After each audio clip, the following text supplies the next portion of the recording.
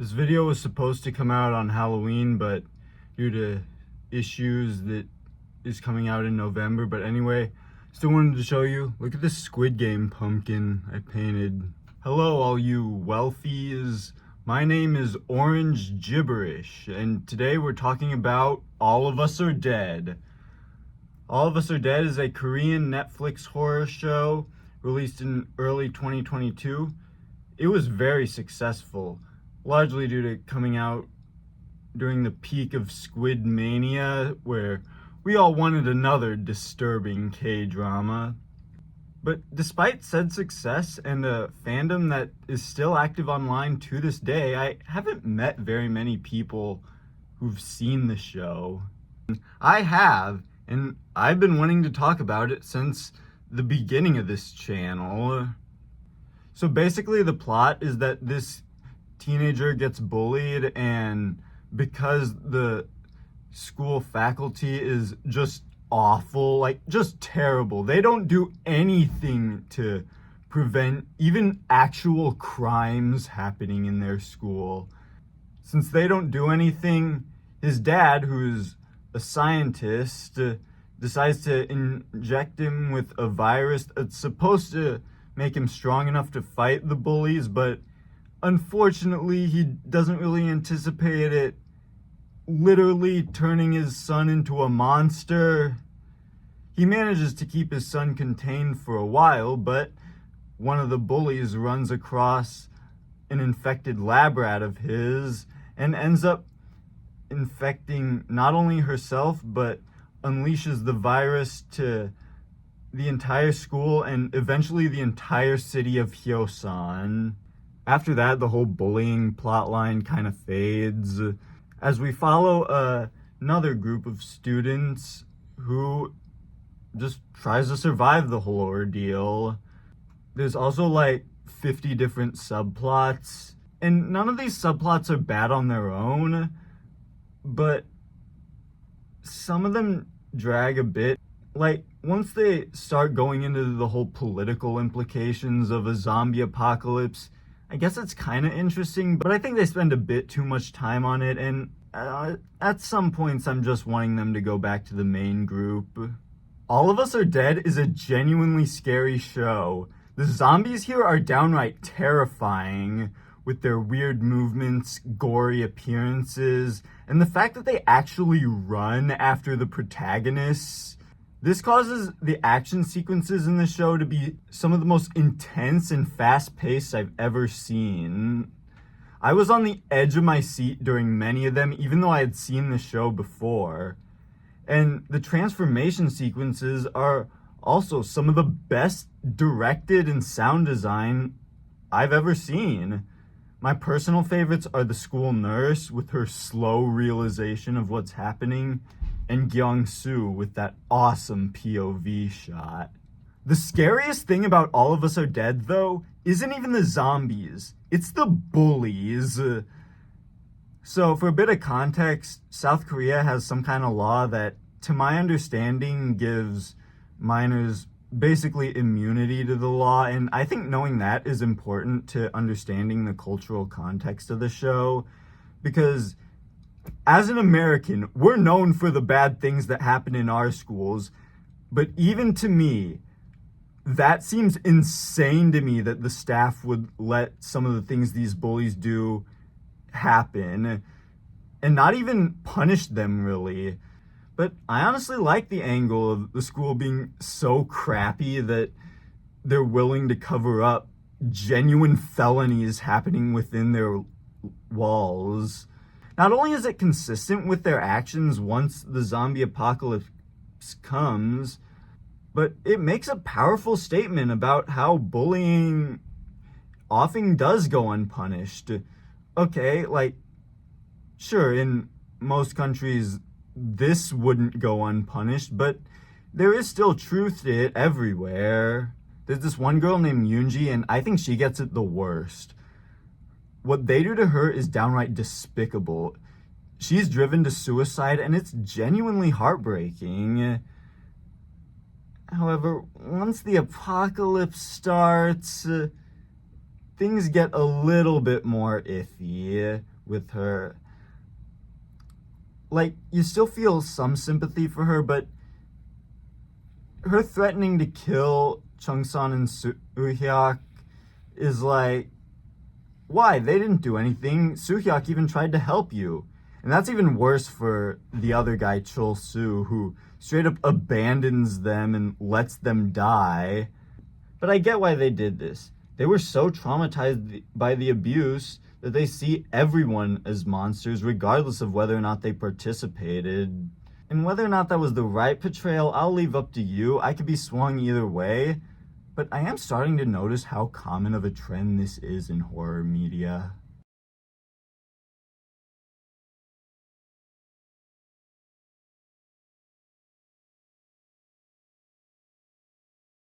The show could be quite sad, obviously, but by the end, it kind of leaves you with a bittersweet vibe. And I also love how the show adds comic relief, as there are quite a few scenes that manage to be heartbreaking, terrifying, but also kind of funny at the same time. In terms of its characters, All of Us Are Dead is kind of a mixed bag.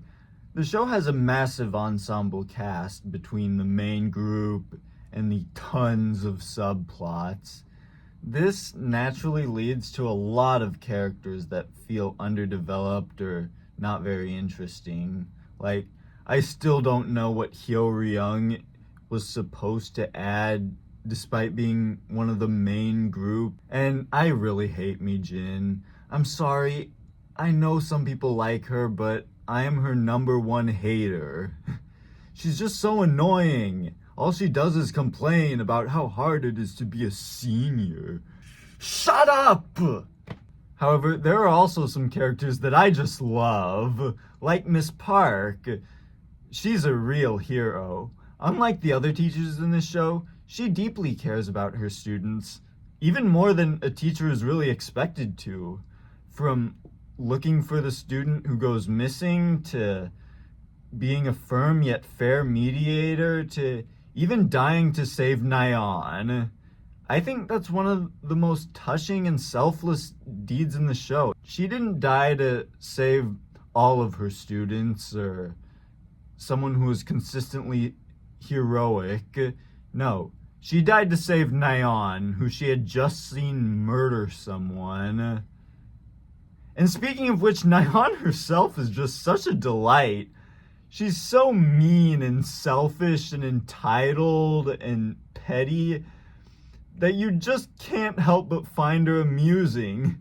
Like, she causes one of the most horrifying scenes in the show just to win a petty argument. But she works because she's constantly put in her place by the other characters. Nobody ever takes her shit. And it's so satisfying when they all just stand up to her. I do, however, wish they would have gone through with the redemption arc they set up for her. I'm not saying she deserves a redemption, but that's what would make it so interesting. She would have to earn back everyone's trust. And there's also this YouTuber guy named Orange Gibberish. He doesn't technically add a bunch to the story, but his scenes are so entertaining. Anjo, Chungsan, and Soo-hyuk are all fine protagonists. The best character by far, though, is Nam Ra. She's like a combination of a lot of my favorite fictional characters combined into one. She gets surprisingly little focus in the first half, but absolutely makes the second half for me. She seems cold and almost uncaring at first, but is actually misunderstood. And I don't mean that in a sense like, oh, she's not a jerk. She's just misunderstood. Like something you'd use as an excuse. No, I mean we actually misunderstand her intentions. During this fantastic scene, she starts opening up to her classmates. She reveals that she never had any friends because her mother put so much pressure on her that it caused her to withdraw herself so much that her peers thought she hated them. And then Anjo just asks if she ever needed a friend, and oh, it's so sad. As an introvert, Namra really resonated with me. Also, she gets bitten and becomes a half bee, which is basically half zombie, meaning that she has the urge to bite people, but still maintains her humanity and free will. Also, she gets superpowers. But it's really sad seeing her have to deal with the urge to eat the only friends she's ever made. Like, she clearly doesn't want to, but is really struggling with it. The conflict between Namra's humanity and her monster side was just so interesting to me. Eventually, she leaves the group to avoid putting them in any more danger, and the group makes it to safety. Months later, they see that she's still alive, and she reveals that she's managed to use her condition for good and is helping other half-bees do the same. I really hope that Namra and the half-bees are what season 2 is all about. I really loved All of Us Are Dead. Yeah, it had some flaws, but I'm so entertained by the incredible action and horror, excellent emotional core, and Namra to even care about those flaws. I remember liking it when I first saw it, but still seeing more flaws than I do now. But now, I can safely call it one of my favorite shows of all time.